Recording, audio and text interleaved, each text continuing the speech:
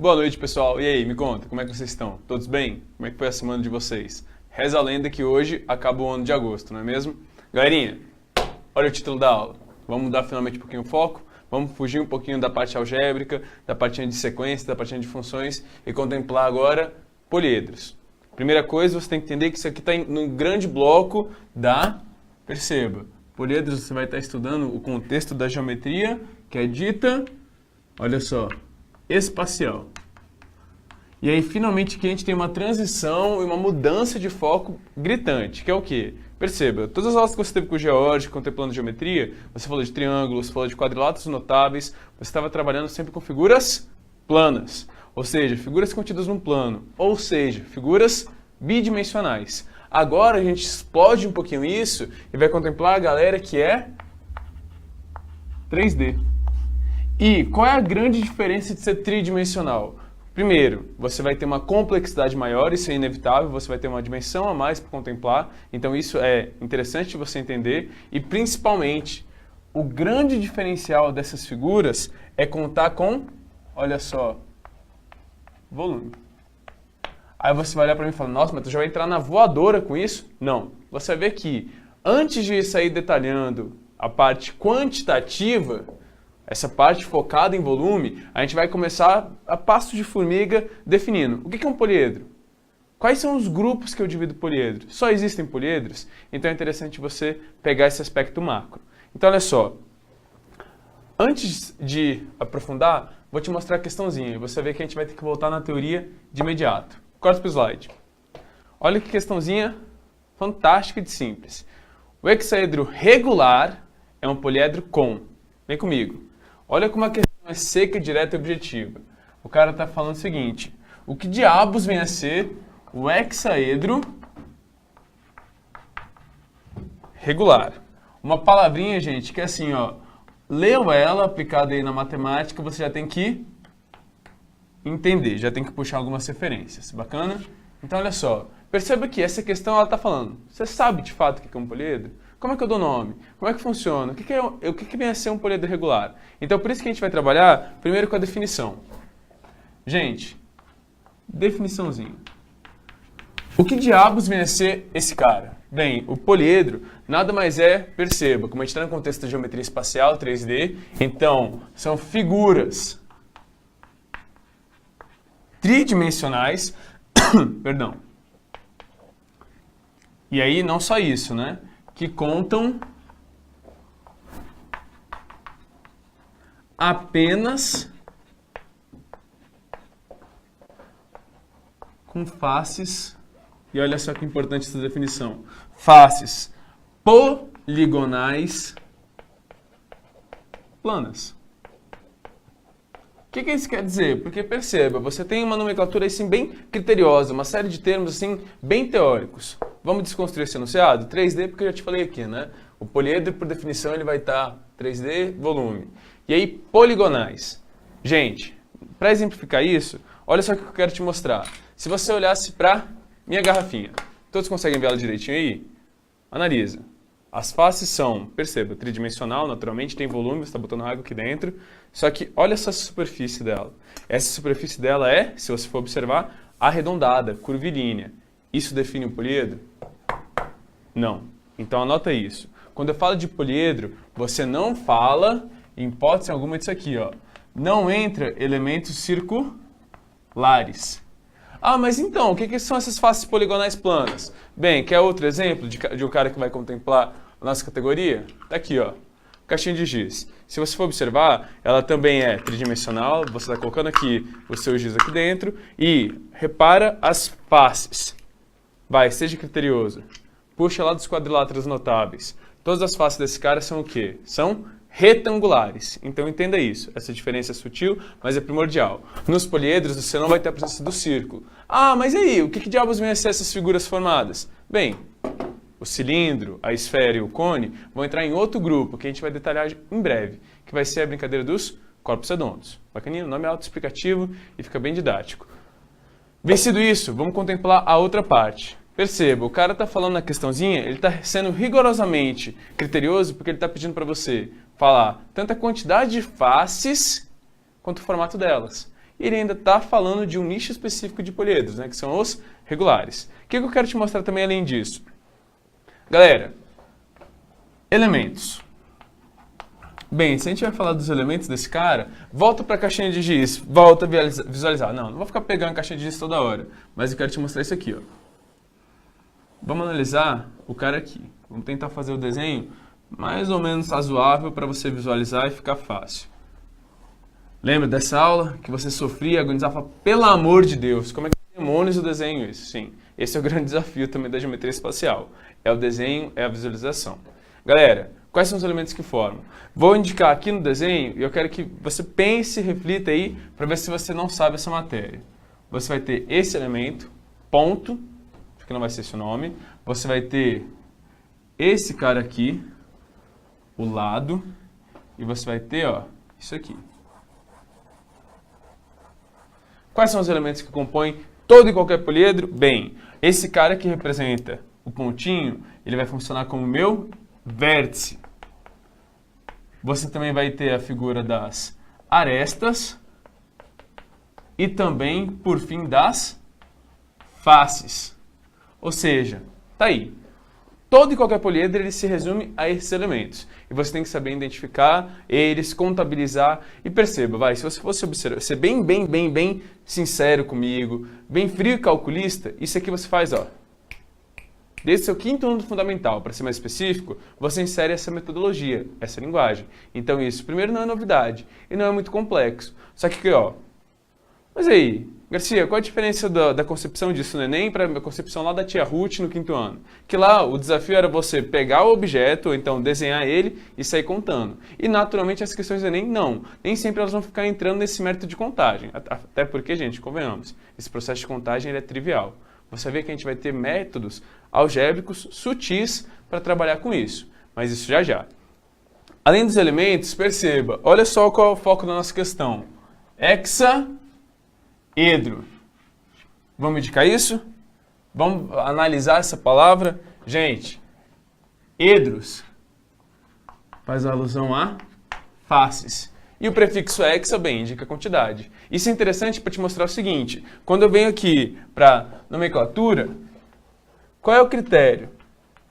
Qual vai ser a lógica? Por que esse cara se chama, recebe esse nome? Bem, a nomenclatura você precisa entender que ela depende do quê? Ela depende da quantidade de faces.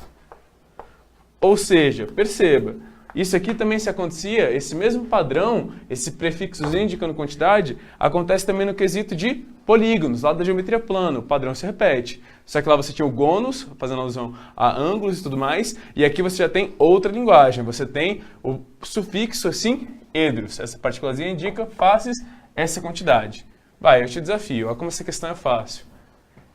Hexaedro é porque naturalmente vai ter 6 faces, concorda? Então corta para o slide. Você vai ver que com isso você já consegue eliminar A, B e D. Ou seja, agora você está entre a C e a E, que vai entrar aí na discussão de... Ele fala da quantidade de arestas, ele fala do formato das faces. Isso é bacana, porque olha só. Pessoal, perceba que aqui ele não está restrito somente a um hexaedro qualquer. Ele está falando dele sendo regular. O que quer dizer ele ser regular? Alguém se voluntaria aí? Quando eu falo lá de polígono regular, quando eu falo de figura regular, ela não faz claramente isso aqui, ó. Vamos a essa ideia. O que vem a ser um poliedro regular? Você vai ver que o poliedro regular ele tem algumas observações. Primeiro, você vai ter o número de arestas por vértice sempre sendo o mesmo, sempre sendo igual. A outra característica que você tem que observar é que, olha só, as faces, elas vão ter essa característica aqui, ó. Elas serão polígonos com o mesmo número de lados. E para fechar essa parte teórica, você ainda tem um terceiro e último requisito, que aí de fato, isso aqui vai estar associado, senhores e senhoritas, à característica de regularidade. Porque regular indica o que, de fato? A palavra regular me traz a referência de figura com lados e ângulos iguais. E é isso que a gente vai ter aqui. O poliedro regular, ele vai ser marcado exatamente, além desses requisitos aqui básicos, que são condições aí para ele ser chamado de poliedro de Platão, próximo tópico, ele também tem que ter faces sendo polígonos regulares. Show de bola? Você vai ter essas características. Perceba que, gente, o que eu quero te mostrar assim? É sempre aquele processo de reflexão, aquele processo que você para, pensa, olha a característica, olha o enredo que a questão te proporciona.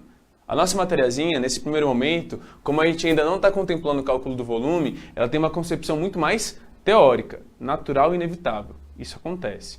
Bacana? E aí, para fechar esse primeiro momento teórico, e você vai tirar de letra essa questão, porque vai cair exatamente nesse último tópico, para ser poliedro regular, ele vai ter limitação? Qualquer poliedro ele pode entrar nessa classificação? Você vai ver que não. Você vai ter essas classes aqui de poliedros regulares. Você vai ter, perceba, tetraedro. Você vai ter o hexaedro. Você também vai ter o octaedro. Perfeito. Octaedro. Por fim, os dois últimos são dodecaedro e o icosaedro.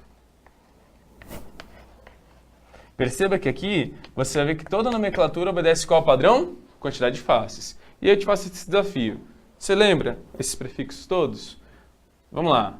Esse aqui é nossa referência no Brasil, a gente tem facilidade, né? Tetra e hexa é facinho. Olha só, então vamos separar o seguinte. Quantas faces cada um desses caras tem? Bem, tetraedro são 4 faces. Esse cara hexaedro são 6 faces. O octaedro, octa, né, senhores? 8, aqui 12. E por fim, não menos importante, 20 faces. Bacaninha? E falta agora responder o seguinte. Qual é o formato da minha face? Então, olha só. Vamos colocar no tetraedro, o formato da face, você vai ter a seguinte situação. Elas serão... Hexaedro é bacana de começar a falar. Ele vai ser a face quadrada. Tetraedro, icosaedro e, por fim, o octaedro, então tetraedro, icosaedro vai ser triangular. Aqui também vai ser triangular. Octaedro também vai ser triangular. E para finalizar, o seu dodecaedro ele vai ser pentagonal. Bacana? Perceba, vai, procura. Hexaedro, nossa, esse nomezinho dói, né? Mas é uma figura que você conhece, você que brincou aí com uma figurinha lá que tinha que ficar embaralhando e tudo mais. Qual é a figura que se chama de hexaedro? Qual é o nome comercial desse cara? Bem, é fácil perceber que se ele tem 6 faces quadradas, gente, cubo mágico. Cubo mágico. Então é o seu cubo. Esse cara aqui é o seu cubo. Bacana? Então, vencido esses conceitos, corta para o slide e você vê que, eu me recuso até a te dar a resposta. Você vai ter que, ele vai ser 6 faces quadradas. Letra E. Bacaninha? Então, olha só, senhores, só para reforçar essa discussão. Ah, mas e 12 arestas e 8 vértices? Vai ser o tópico que a gente vai contemplar agora. Que você vai ver aqui, corta para mim. Os meus elementos, eles estão todos agrupados, eles são todos correlacionados através de uma relação primordial de passagem, tá? Mas galera, olha para o quadro. Perceba como é uma aula carregada de um aspecto muito mais teórico, certo? Então olha só, voltou para o slide, próxima questão. Maria quer inovar em sua loja de embalagens, decidiu vender caixas com diferentes formatos. Nas imagens apresentadas estão as planificações dessas caixas. Quais serão os sólidos geométricos que Maria obterá a partir deles? Bacana? Então olha só, galera, mantenha aí no slide, vai aí pensando, refletindo, que eu vou aqui preparando o quadro para essa próxima questão. Inclusive, fica a dica, né? Olha como a primeira questãozinha da aula foi bem teórica, bem, se você sabia poliedro regular, você tirava de letra. E essa questãozinha também, ela entra numa discussão completamente teórica, mas numa parte mais de visualização. E você vai ver que, senhores, senhoritas, geometria espacial vai ter esse seu desafio. Ele vai contar com essa parte, muitas das vezes, assim, muito lúdica, de questão de visualização, de você entender qual é a figura que você está trabalhando, certo? Então, olha só, será que eu preciso apagar o resto? Acho que aqui dá. Volta para mim. Então, galera, vamos para essa outra questãozinha. O cara te dá alguns sólidos aí, todos eles planificados, e você tem que se virar. Então, ó, vamos trabalhar com alguns e vamos para a eliminação. A primeira figura que o cara te apresenta aí, mais à esquerda, é esse.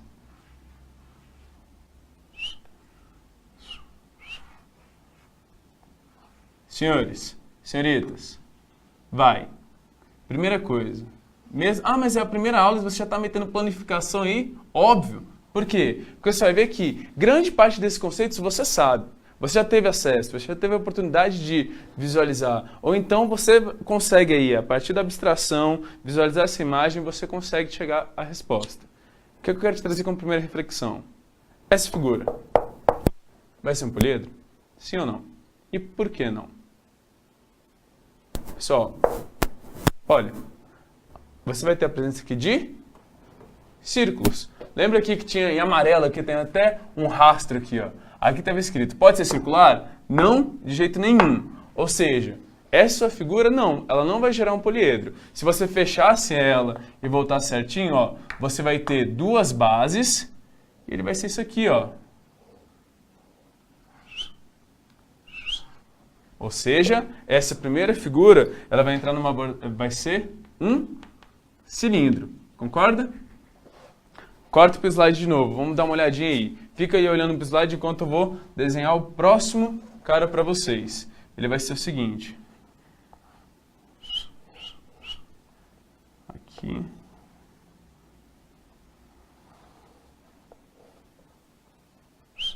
Tá, aqui, aqui, aqui e aqui. Pode voltar para mim. Gente, esse cara aqui, ele ainda dá as divisõezinhas, né? Aqui, aqui, aqui, aqui e aqui. Vai. A mesma maneira que a gente questionou um pouquinho desse, se ele poderia ser poliedro, repete o procedimento aqui. Esse cara, ele poderá ser um poliedro? E lembra, vai, além de você chutar sim ou não, você tem que me justificar, dar um embasamento na sua resposta. Para ser um poliedro, todas as faces têm que ser polígonos. Perceba, você tem vários retângulos nessa figura e você também tem dois pentágonos. Então, sim, de fato ele é uma composição que se restringe somente a essa brincadeira de figuras, faces que são... Cadê? Não, eu já apaguei aqui. Faces que são polígonos planos. Bacana? Galera, seja criterioso. Olha para essa figura de cima e observa um padrão aqui. Você não tem dois pentágonos? Aqui você tinha dois círculos e eles funcionaram como base. Ou seja, quando você fechar esse cara, você vai observar que esses dois caras aqui, que a gente vai destacar aqui para vocês, eles funcionarão como bases. E de fato, todas as suas outras faces serão retângulos. Vamos ver o que a gente consegue eliminar com essa análise. Eu sei que o primeiro há uma certeza, ele é um cilindro. Corta para o slide e vamos analisar as suas alternativas. Olha só, ele utiliza as nomenclaturas de prisma, tronco e prisma. Sabe a diferença? Corta para mim de novo. Lembra dos poliedros? Os seus poliedros, além deles serem esse macrogrupo, você tem que entender o seguinte: esses caras aqui, eles vão ser segmentados em ou prismas ou pirâmides. E naturalmente, dentro das pirâmides, você ainda vai ter uma outra derivação, que vai ser a brincadeira do tronco de pirâmide, que nada mais é do que um corte numa pirâmide. Galera, o que vai diferenciar esses aqui? E aí, de novo, volto para situações do cotidiano. Tenta visualizar isso. Qual a diferença entre um prisma e uma pirâmide? O prisma te dá um desconto. Você entender um prisma, talvez você nunca tenha utilizado essa palavra fora desse contexto matemático, mas pirâmide sim. A diferença está em relação à quantidade de bases. Olha só, enquanto seu prisma ele vai contar com duas bases que são iguais, aqui você vai ter apenas uma base. E no tronco você tem uma situação específica, você tem um asterisco, porque ele também tem duas bases, que são, adivinha? Duas bases diferentes. Bacana? Volto para o slide primeiro, para você ver o desenho na perfeição, e volto para mim. Essas bases que o cara te desenhou aqui, que ele te forneceu no desenho, não são iguais?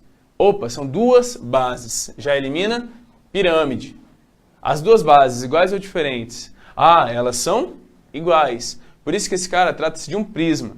Um prisma, opa, olha para a base dele, é um pentágono. Então ele vai ser um prisma pentagonal. Será que com essas duas leituras a gente consegue? Então olha só, enquanto esse é um cilindro, esse outro aqui vai ser, perceba, prisma